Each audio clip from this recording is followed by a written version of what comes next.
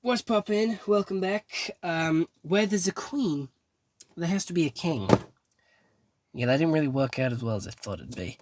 Insane person, insane chess piece. You're the king. Kinger is here in animate form, and he is the 20th animates to make it into the animates collection, and this is a Glitch Productions figure. So Glitch Productions is the YouTube animation company which does make the Amazing Digital Circus, Murder Drones, and Gaslight District, and they have their own little YouTube's Funko-like figure collection called AniMatez, which look absolutely fucking incredible. So this one is Kinger, and he is here.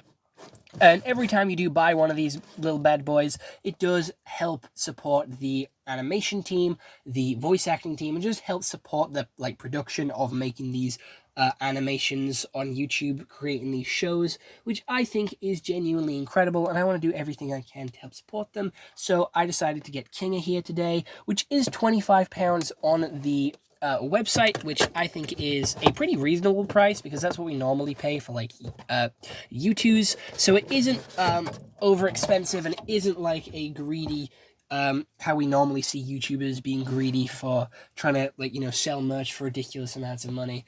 But this is actually very reasonably priced for a very high quality product. So we have a nice red front here with a little glam, a little bit of a sticker here for the Amazing Digital Circus to show that it is from the Amazing Digital Circus line. We have blue at the top, blue at the bottom, and then we have yellow on the sides with a little bit of a glam of Kinger, the logo, his number, who is the 20th animates to exist, the animates logo on the other side, a little bit of a bubble and star pattern going on there as well, and then on the bottom it says that it is an animates, it is a final project, it is a Glitch Productions product, and it is again from the Amazing Digital Circus, and it is not for under threes.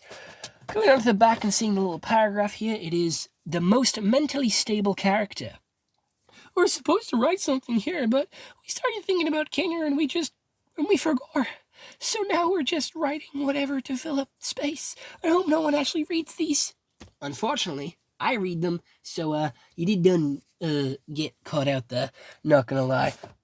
So, pulling him out of his plastic prison, Kinger is a character which has definitely grown on me throughout the series. I didn't really like him to start with, but I've grown to like him as the series has gone on. He has his little bit of a pillow fort as the background there for his box, which is definitely where we saw him first.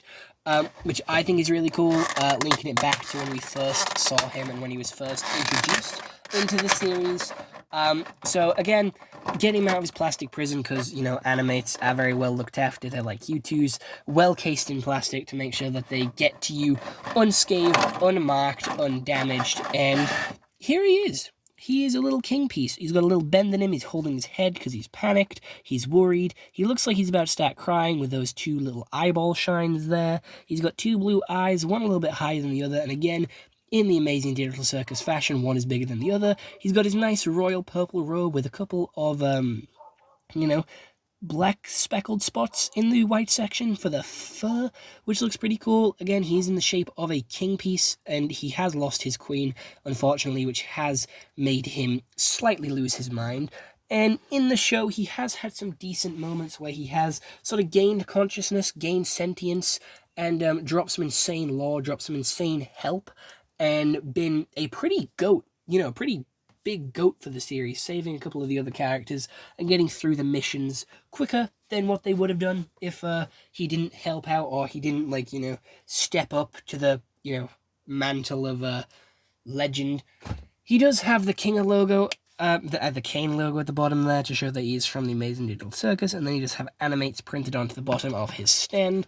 And again, he is a pretty interesting character in terms of design, being a king chess piece, and I do appreciate that they try to give him a little bit more of a dynamic pose, a little bit more of a pose which is personal to him, where he's a little bit more scared, or going insane, a little bit more worried than anything else, which just fits his character and gives him a little bit more of an interesting pose than just a chess piece with a robe on it and two googly eyes stuck on, which is pretty interesting in the first place, but, you know, just gives him a little bit more depth and a lot more personality to have him slightly bent over, hunched over, grabbing his head and just worrying and stressing. It just looks a lot interesting and it looks a lot nicer, and definitely fits with the other characters who are also in their own unique poses, which we'll get into in a couple of days. I don't know how I'm really planning to upload these, what order to do them, but you know, I'll get them out as quickly as possible. I'm still waiting on Pomni and Ragatha to arrive, actually, so, you know, we'll just be doing Zooble and Gangle in the next couple of days, but, yeah, here's Kinga.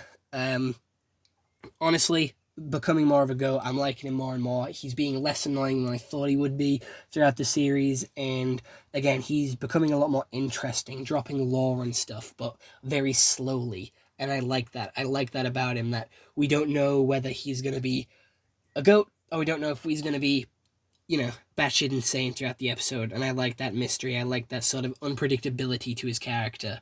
So, other than that, I don't have much else to say about Kinga, so I'm going to love you and leave you, and I'll see you all next one. Let me know what you all think down in the comments below, and goodbye. Stay home and stay safe.